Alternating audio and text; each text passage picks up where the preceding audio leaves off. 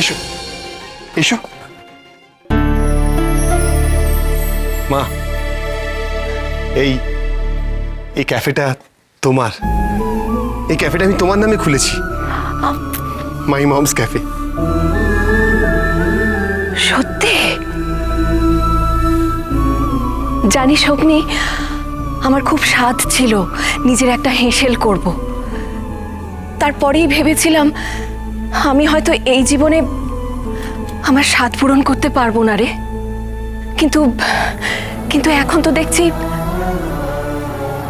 আমার স্বাদ পূরণ হয়েছে। আর তুই তুই আমার স্বপ্নটাকে এইভাবে সত্যি করে দিবি আমি কোনোদিন ভাবতে পারিনি অগ্নি।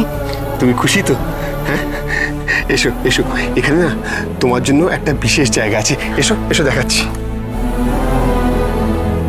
ওই দেখো, জানো তো মা, এই চেয়ারটা না ক্যাফে শুরুর দিন থেকে আছে। এই চেয়ারে আমি কাউকে বসতে দিই না। আমি জানতাম তুমি একদিন ফিরে আসবে, তাই এই চেয়ারটা আমি শুধুমাত্র তোমার জন্য রেখেছি। আমি জানতাম এই চেয়ারে আমি তোমাকে একদিন বসিয়ে নিজের হাতে রান্না করে খাওয়াবো। তুই এইভাবে আমার জন্য অপেক্ষা করেছিস বাবা?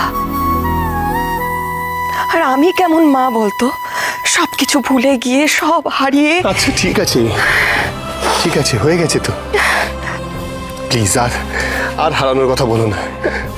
আমি আছি তো, না আমি আছি তো, আর তোমাকে হারাতে দেবো না।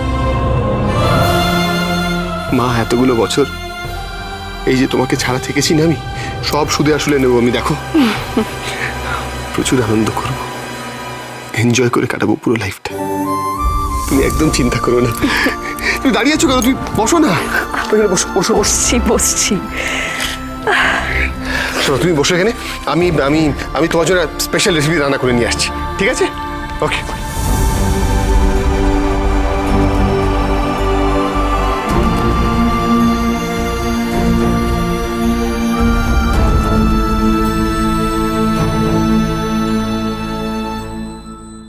মা, মা, এই রেসিপিটার নাম নিত্যানন্দ খিচুড়ি কেন?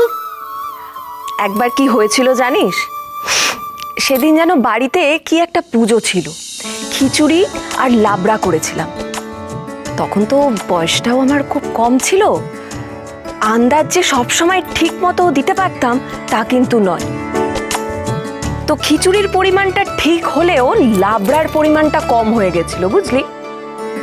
তখন তো ঢের লোকজন খাওয়াও বাকি ছিল। আর এদিকে বাবা মা দুজনেই খুব চিন্তা করছিলেন। বাবা আমাকে ডেকে বললেন যে বড় বৌমা, নিত্যানন্দের নাম নিয়ে কিছু একটা করতেই হবে তোমাকে। তখন কি করলাম জানিস? ওই লাবড়াটাকে খিচুড়ির সঙ্গে মিশিয়ে দিলাম, আর তার সাথে ঢালাও বেগুনি আর ফুলকপি ভাজা। ব্যাস অগ্নিরে, ওই খিচুড়ির যে কি স্বাদ হয়েছিল তোকে আমি বলে বোঝাতে পারবো না। আর সেই দিন থেকে নাম দিয়েছিলাম নিত্যানন্দ খিচুড়ি, বুঝলি? কথা সোম থেকে রবি প্রতিদিন সন্ধ্যে ৭টায় স্টার জলসায় ও ডিজনি প্লাস হটস্টারে।